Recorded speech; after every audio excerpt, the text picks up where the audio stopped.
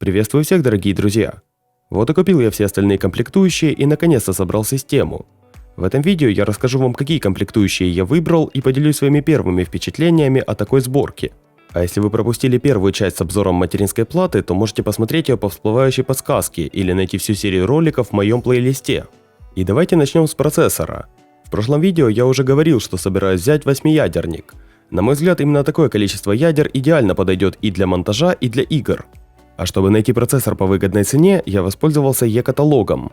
Для этого я перешел в раздел с процессорами и выбрал нужного мне производителя, сокет и серию 8-ядерных процессоров AMD. Мой выбор остановился на процессоре второго поколения, но переплачивать за версию с приставкой X мне не очень хочется, поэтому сразу же выбираю обычную модель. Благо, что e-каталог позволяет это сделать в один клик. Далее стоит посмотреть на цены в различных магазинах и на наличие доставки. И чтобы полностью быть уверенным в своем выборе, я добавил данный процессор в сравнение с более старшими моделями. На e-каталоге легко можно сравнить процессоры как по частотам и результатам в бенчмарках, так и по тепловыделению. А ссылочки на e-каталог я оставил в описании под видео. Материнскую плату под такую сборку я выбрал B450M Mortar Max, так как ее питальник отлично справится с разгоном Ryzen 7 2700. А вот с оперативной памятью у меня был сложный выбор. Я хотел взять не сильно дорогую память, которая будет работать на частоте минимум 3200 МГц. Я долго думал между вайперами и аегисами от компании G-Skill, и все-таки решил попробовать что-то новое. Я взял две планки аегисов по 8 ГБ на 3200 МГц. Они сейчас стоят примерно 6000 рублей, но найти планки с частотой именно 3200 немного тяжеловато.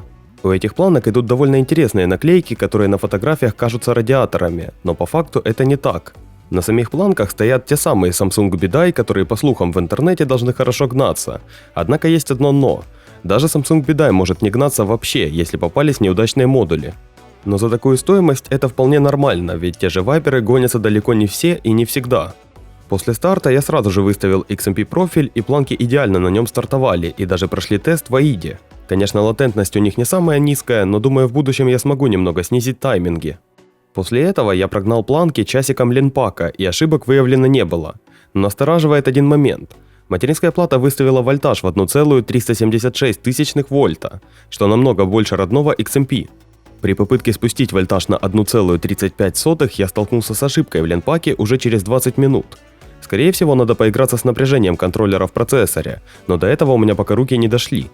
Сами же планки в стоке работают идеально, и для вставил и забыл я такие планки могу порекомендовать.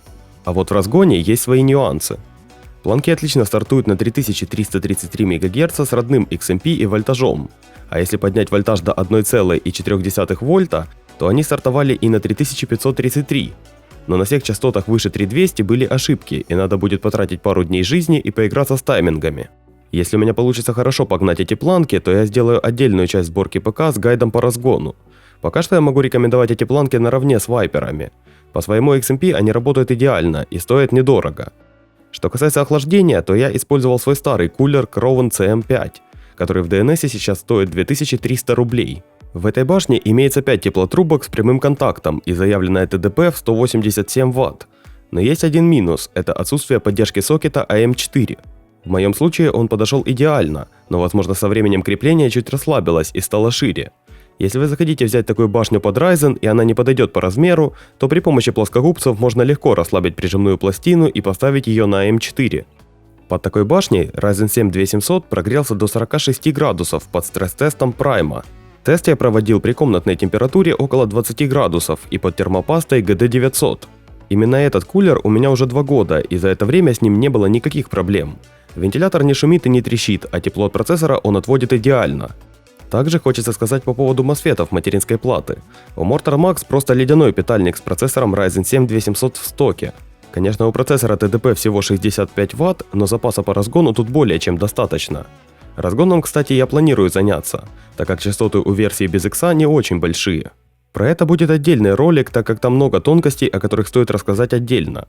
Что касается самой сборки ПК, то у меня возникла только одна проблема – подключение кнопок и индикаторов. Но в инструкции все предельно доступно изложено, и по ней все легко подключается. Для активации двухканального режима с 2 планками я подключил их через один слот, а MSI в инструкции рекомендует всегда использовать 2 и 4 слот первыми. Всю сборку я собирал в корпусе Aerocool Sentinel, который имеет неплохую продуваемость и сразу 4 вентилятора с адресуемой RGB подсветкой. Ссылочки для РФ и Украины на точно такой же корпус вы можете найти в описании. Сейчас он стоит 4300 рублей, и за полгода использования он меня ни разу не подвел. Видеокарту в такую сборку я взял свою старую, это GTX 1070 в простеньком исполнении Polit Dual. Найти такую можно на Авито примерно за 15 тысяч рублей, но перед покупкой ее обязательно нужно тестировать. В целом, с нынешними ценами на видеокарты это очень неплохой вариант поиграть в Full HD и получить 8 ГБ видеопамяти. А запитывать всю эту систему вызвался блок питания на 450 Вт, да не простой, а золотой. Это модель 450GD от компании EVGA. Сейчас он стоит около 5500 рублей, и этот блок действительно можно назвать неубиваемым. Изначально он у меня запитывал две видеокарты RX 580 и работал практически на полную мощность около полугода. Затем года полтора он запитывал FX 8320 в разгоне и GTX 1070. Сейчас он продолжает питать Ryzen и отлично с этим справляется. Я даже специально его разбирал, думал мало ли что, может быть уже что-то поплавилось, но все-таки нет. Блок питания максимально качественный, но мощности, конечно, маловато. У него стоят японские конденсаторы, и тот же DNS дает гарантию 5 лет. Осталось теперь посмотреть, как этот блок поведет себя с Ryzen 7 2700 в разгоне, хотя FX в разгоне потребляет намного больше, и он с ним справлялся на ура. В качестве накопителя я использовал свой старый накопитель от Adaty, и вот тут начались приключения. Старая винда отлично подтянула драйвера и работала адекватно, но раз в 20 минут у меня просто переставали отвечать приложения секунд на 5, и стабильно горел индикатор HDD. Данный SSD отлично работал на Фикусе и сейчас продолжает работать в другом ПК, но с Ryzen он работать не захотел. Я пробовал менять провода SATA, переустановил винду, менял режим загрузки в BIOS, не помогло абсолютно ничего, кроме замены диска. Не знаю, с чем именно это было связано, раньше похожие проблемы я встречал при подключении SSD в режиме IDE. Но в новых материнских платах даже нет возможности включить IDE. Скорее всего, проблема кроется где-то в винде, которая некорректно работает с диском. Но утверждать этого я не буду, так как конечную проблему найти мне не удалось. В ссылочках я оставил более свежий SSD, с которым нет проблем, а моя старая Adata верой и правдой отслужила 3 года и отправилась на убиение младшему брату. В целом, такой сборкой я доволен полностью. Даже без разгона она отлично справляется со своими задачами. Ролики монтируются на уровень выше, чем на AMD FX, а в играх ситуация более чем приемлемая. В Lark при максимальных настройках графики мы получаем очень комфортные 75 кадров. Видеокарта при этом нагружена на полную, а процессор в большинстве своем простаивает.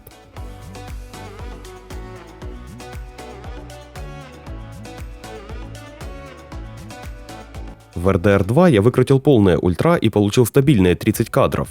Но учитывая тот факт, что игра выжирает любое железо, то это вполне неплохой результат, ведь большинство ее проходили именно в 30 кадрах.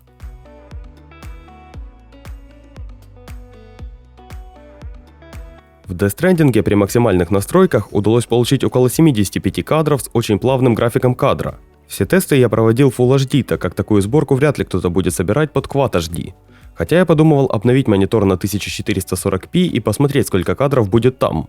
Если посчитать все комплектующие по нынешним ценам, то такая сборка обойдется в 50-55 тысяч рублей, что не так уж и много, учитывая нынешние цены на комплектующие. Но видеокарту как ни крути придется брать БУ, так как за 15 тысяч сейчас можно взять только 1650 Super или доплатить за 1660 Super, которая показывает примерно тот же уровень производительности, что и 1070. В любом случае, я считаю, что такая сборка очень актуальная и выходит относительно недорого. Если говорить про апгрейд, то здесь целая куча вариантов. Такая материнская плата спокойно вывозит любой 8-ядерник, а в случае здравого подхода к железу можно поставить и 12-ядерник. Кстати, биосы под Ryzen 5000 серии уже есть на сайте MSI, но они пока что в бета-версии. А для любителей оверклокинга у MSI есть полный функционал для разгона всего и вся. В общем, я надеюсь, что тому, кто соберет такой ПК, он действительно понравится. Следующее видео по этой сборке, скорее всего, будет про разгон процессора. Постараюсь догнать его до стабильных 4 ГГц по всем ядрам, а уже потом, скорее всего, буду шаманить с оперативной памятью. Ведь главной целью у меня было взять дешевые планки и постараться сделать из них красоту. Ну а если вам понравился ролик, то не забудьте поставить ему лайк, а также напишите в комментариях, что вы думаете по поводу такого ПК и что бы вы тут заменили. А я хочу сказать огромное спасибо всем, кто ставит лайки и подписывается на мой канал. До скорых встреч, друзья!